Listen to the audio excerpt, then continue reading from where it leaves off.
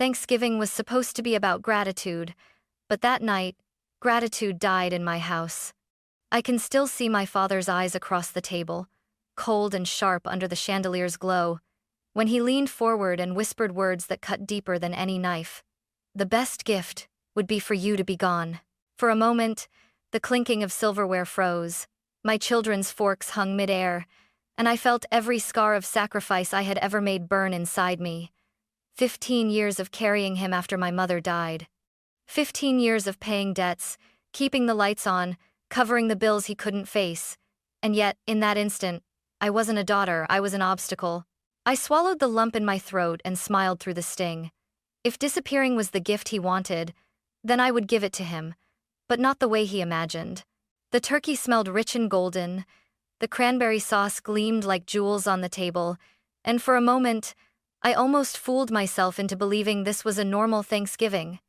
Lily giggled at something Ethan whispered, and Daniel, my ex-husband, sat stiffly, carving slices of meat he hadn't paid for, as though his silence was contribution enough. Then my father, Michael, cleared his throat. The sound cut through the warmth like a blade. He set down his glass, leaned forward, and looked straight at me. "Emma," he said slowly, like he'd been rehearsing the line for days, "the best gift would be for you to be gone." The words dropped like stones into water. Silence rippled across the table. Lily's fork clattered against her plate. Ethan's eyes widened, and Daniel froze with the knife halfway through the turkey. I laughed. Not because it was funny, but because the alternative was to collapse right there on the dining room floor. "Gone? That's what you want for Thanksgiving?" Michael didn't flinch. "Yes. You hover over everything. Every decision, every dollar, every move I make, always there, always controlling." "Controlling?" My voice cracked. "Dad, I've held this family together since Mom died. I paid the bills you ignored. I saved this house, and you call that control?" His eyes were colder than the snow pressing against the windows outside. "You think sacrifice makes you a saint? All it makes you is a prison warden. I can't breathe with you here." My throat burned. I wanted to scream, to throw my glass against the wall, to demand he take the words back. But all I did was sit there, my hands trembling against the edge of the table, trying to hold on to whatever dignity I had left. Daniel shifted in his chair, murmuring, "Michael, maybe—" "Stay out of it," my father snapped, not even glancing at him. His target was me, and only me. The fire behind him crackled, shadows dancing across the mantel where Mom's picture still smiled from better days. Her absence was a wound I'd never stopped bleeding from, and now my father twisted the knife deeper. I forced myself to meet his gaze. "Fine. If my being gone is the gift you want, Dad, then you'll get it." I stood, the chair scraping against the hardwood like a scream. Lily whispered, "Mom?" Ethan's lips trembled, but I couldn't answer them. Not yet. I turned, walked out of the dining room, and left the warmth behind me. As the kitchen door swung shut, I caught one last glimpse of Michael's face. Satisfied, as if finally unshackled. He had no idea what kind of freedom I was about to give him or what it would cost. The kitchen was cold compared to the dining room, the fluorescent light harsh and unforgiving. I gripped the counter and tried to steady my breathing. His words still echoed. "The best gift would be for you to be gone." They looped in my mind like a cruel refrain, erasing the laughter of my children, the clatter of dishes, the smell of turkey. And suddenly, I was 10 years old again. I remembered sitting in Dad's workshop, legs dangling off a stool too high for me, holding a wrench twice the size of my hand.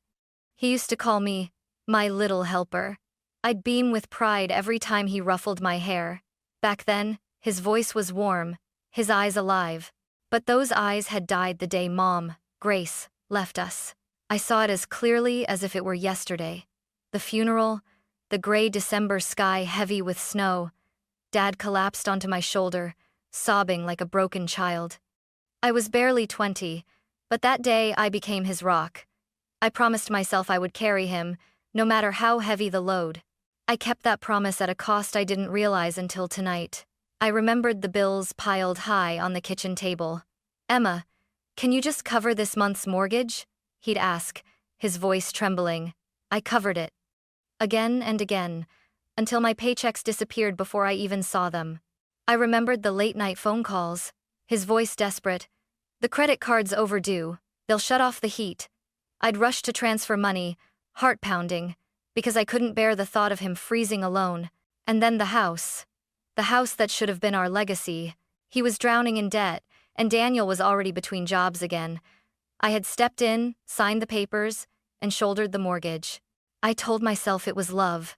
I told myself Mom would have wanted me to keep us all together. But tonight, I realized the truth. Every sacrifice I made only dug the chains deeper. The memories twisted inside me. Dad holding me at the playground swing, pushing me higher, shouting, "You can do it, Emma." And now, decades later, the same man telling me I was the problem. How did we get here?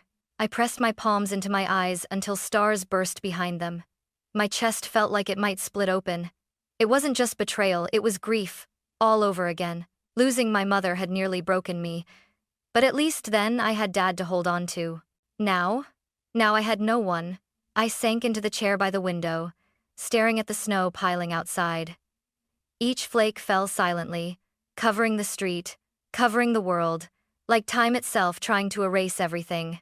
But some words could never be erased. They carved scars too deep.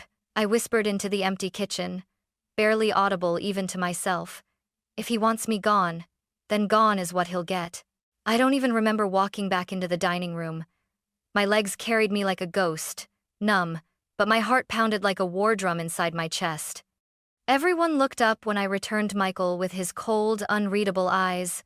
Daniel still sawing mechanically at his turkey, pretending silence made him invisible. Lily and Ethan watching me as if I might shatter at any second. I sat down, reached into my purse, and pulled out an envelope. My fingers shook as I slid it across the table toward my father. "Happy Thanksgiving, Dad," I whispered. He raised an eyebrow, tore it open, and unfolded the check. $10,000. Enough to erase the credit card debt he'd been drowning in. Enough to buy him breathing room he hadn't earned. His lips barely moved. "That's it?" The words sliced through me harder than his earlier wish for my absence. I blinked, thinking I'd misheard. "Excuse me?" Michael tossed the check back on the table like it was a grocery coupon. 10,000? After all the control you've had over my life, that's what you think will make things better? Heat rushed up my neck. My hands clenched into fists against the table. Control? Are you serious? I've bailed you out more times than I can count. Mortgage, utilities, food on this table, and you call that control? You did it for yourself, he spat, to keep me under your thumb, to make sure I'd always need you. Need me? I was on my feet now, voice shaking. You think I wanted to stay up at night, calculating how to cover your debts while raising my kids alone? You think I enjoyed watching Daniel sit around unemployed while I worked double shifts? Do you think I liked being your safety net? Daniel flinched at his name but said nothing. Typical. Michael's face hardened. You don't give without strings, Emma. You never have. You're just like your mother. Don't you dare! My voice cracked like thunder. Don't you dare drag Mom into this. She gave her life for this family, and you let it crush her. I picked up where you failed, and now you want to tell me I'm the problem?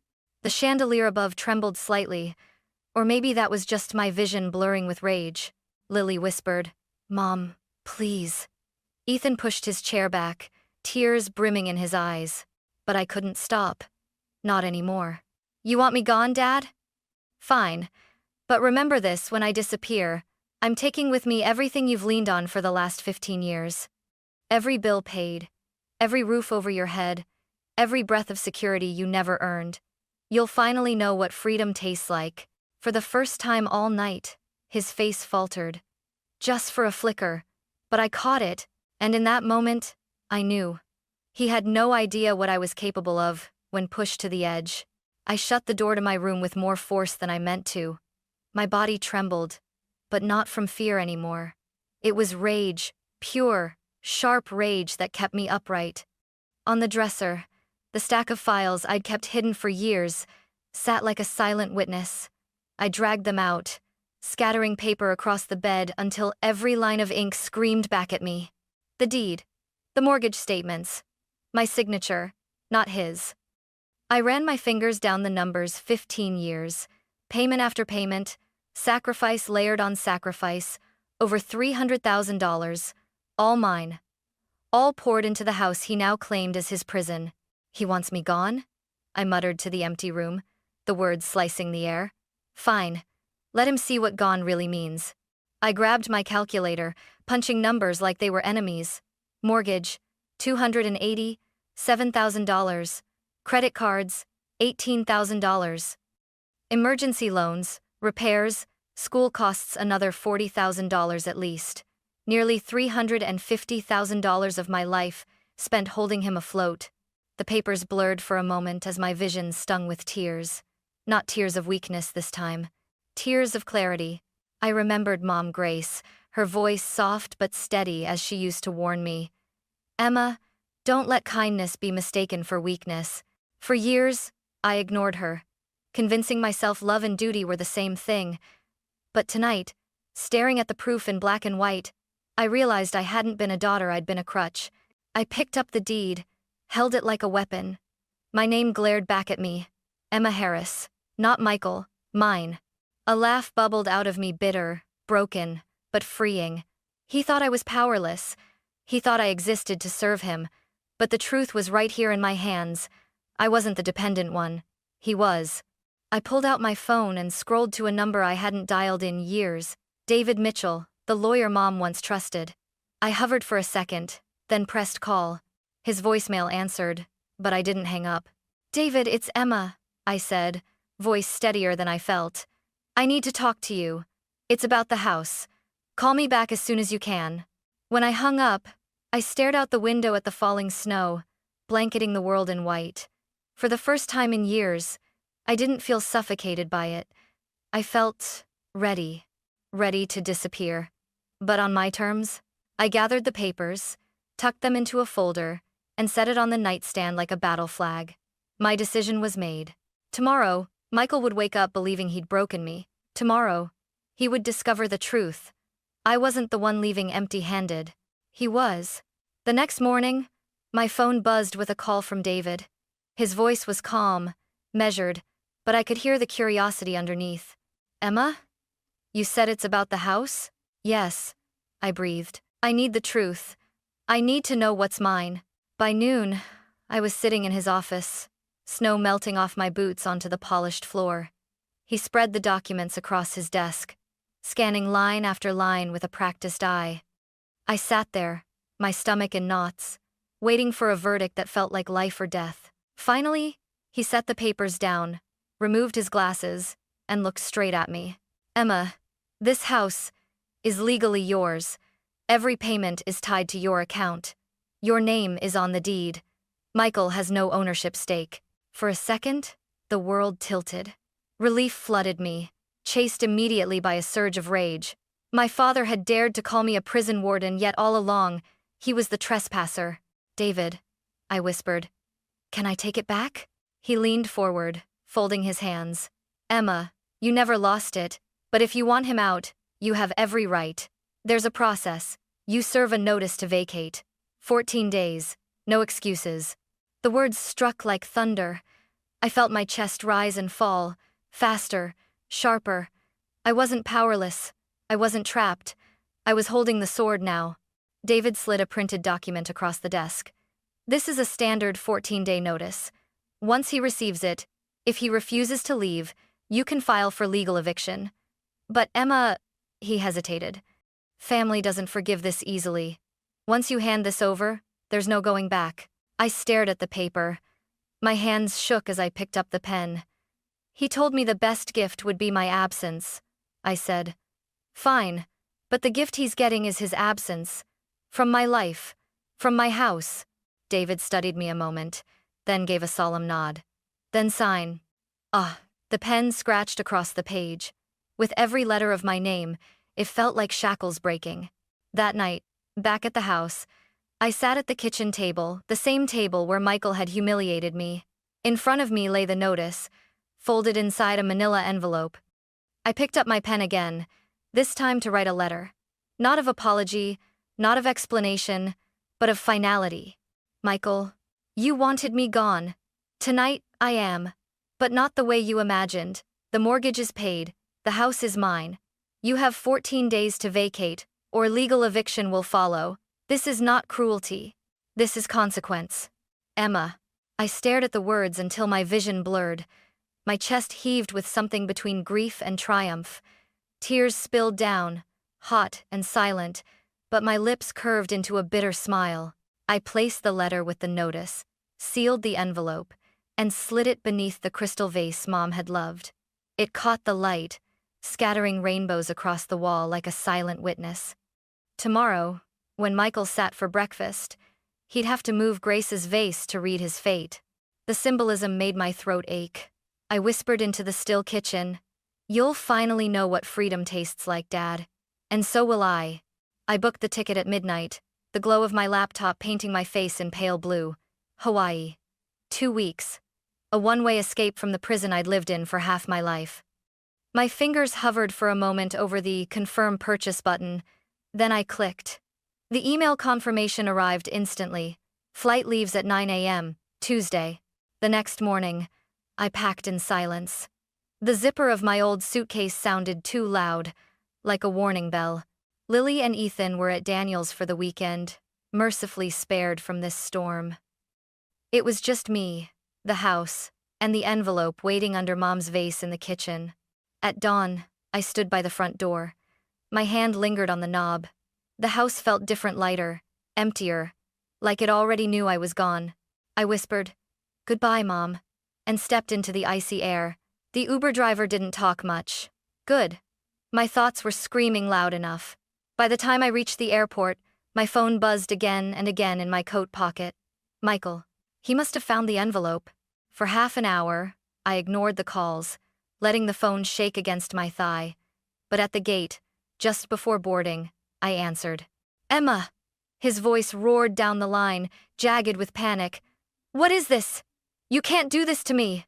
I inhaled slowly, steadying my voice. "Read the notice, Dad. 14 days. The house is mine." "This is insane," he shouted. "You're abandoning your family. You're cruel." "No," I said calmly. "I'm fair. You said the best gift would be for me to be gone. I'm giving you exactly what you asked for." There was a long pause. I could hear his breath, ragged, furious. Then his voice cracked, slipping into something weaker, almost pleading. "Emma, please, we can talk about this. Don't leave me like this." Tears stung my eyes, but I kept my tone steel cold.